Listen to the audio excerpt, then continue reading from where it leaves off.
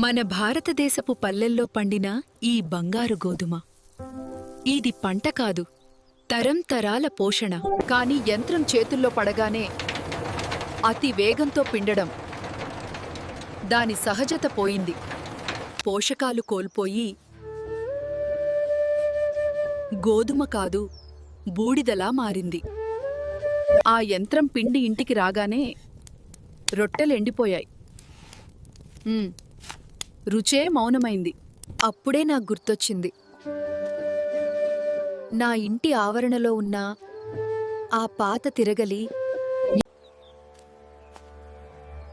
తరాలుగా నిలిచిన మంబరువైన తిరగలి. యంత్రం వేల వేగాలతో తిరిగితే నా చెక్కీ మాత్రం 40-50 ఆర్పిఎంలతో మాత్రమే తిరిగింది. ఇది వేడి పిండి కాదు, ఇది చల్లని పిండి. అందుకే విటమిన్ బి, ఫోలిక్ యాసిడ్ కాలిపోలేదు.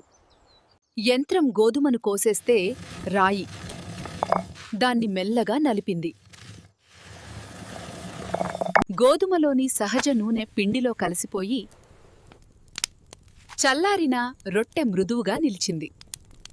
నెమ్మదిగా జీర్ణమయ్యే ఆహారం డయాబెటీస్ లాంటి వ్యాధులకు దూరంగా నా కుటుంబాన్ని ఆరోగ్యంగా ఉంచింది. నేను కొత్తదాన్ని నేర్పలేదు, పాతదాన్నే తిరిగి గుర్తుచేశాను.